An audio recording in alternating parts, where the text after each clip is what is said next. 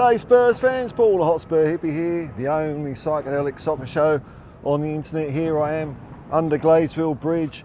I'm not looking for business, it's just that it's been a bit wet today, and I thought I'd set some cameras up and keep it in nice and dry. Anyway, I want to give people some reasons to be cheerful, or reasons why I'm cheerful at the very least anyway, because I know it's all doomy and gloomy out there.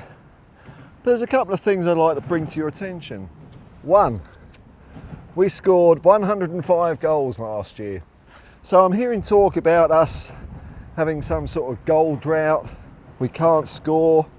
We scored 105 goals last year. Now granted, Liverpool, Arsenal, Chelsea, Man City all scored more, but they're the big ones, aren't they? They're the big ones.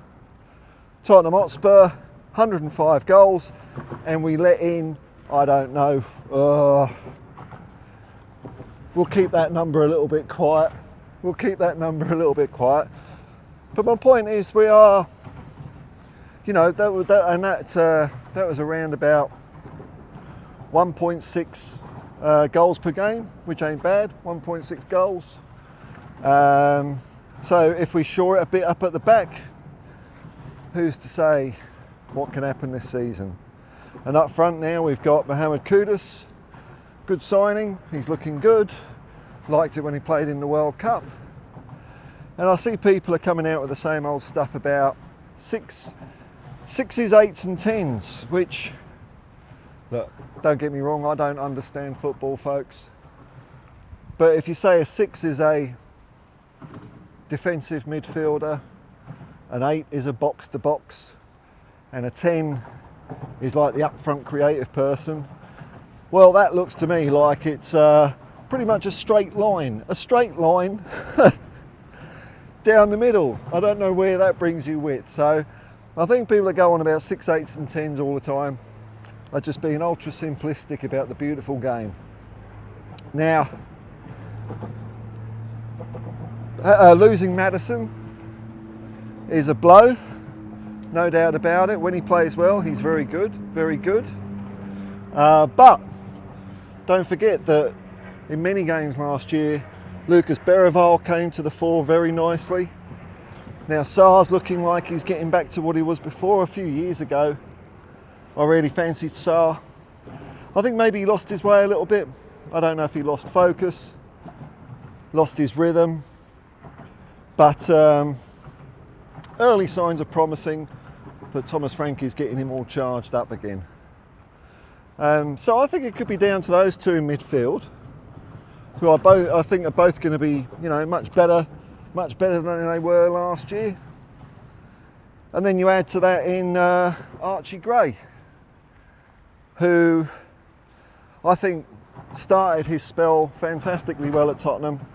He was asked to play out of position, and he coped with it rather well. He seemed like he's got a good football brain on his young head, and you can't underestimate the importance of a football brain. However, towards the end of the campaign, I think particularly when we were in the, when we were getting at the pointy end of the Europa League, I think Archie and some other players,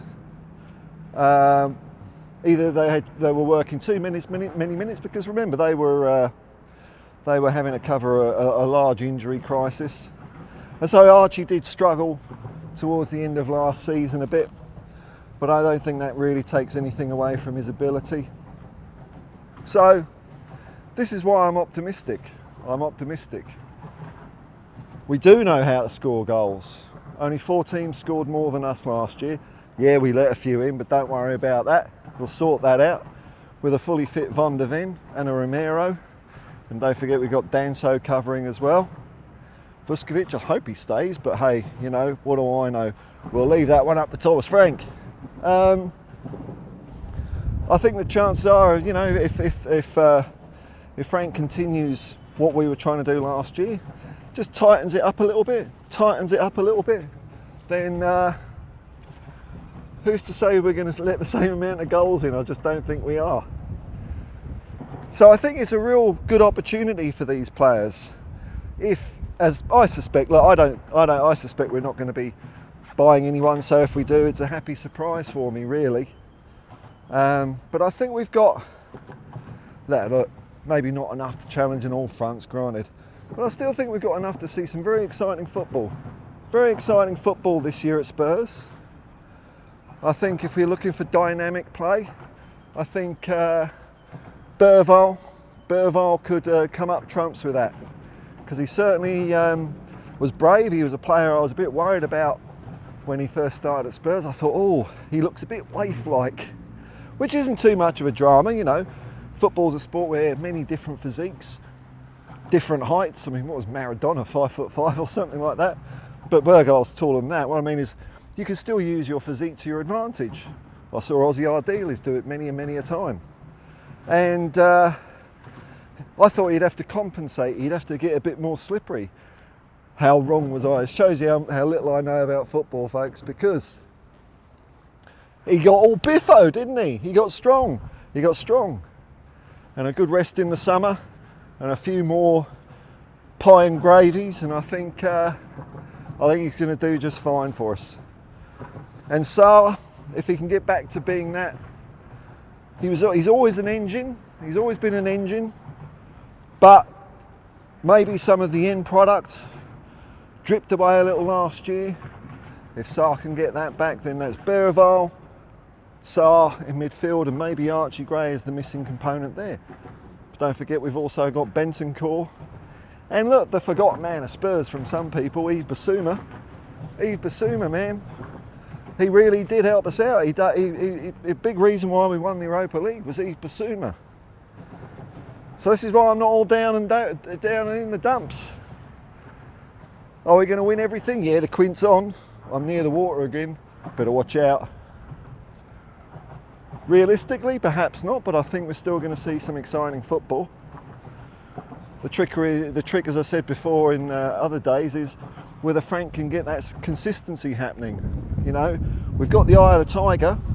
Ange gave us the eye of the tiger from winning Europa League, and if we can maintain that, just tighten it all up a bit. Hey man, I think it's going to be a good year. And who's to say we can't get something like an FA Cup? An FA Cup. As I was saying yesterday, the Bayern Munich game means nothing to me. Nothing to me.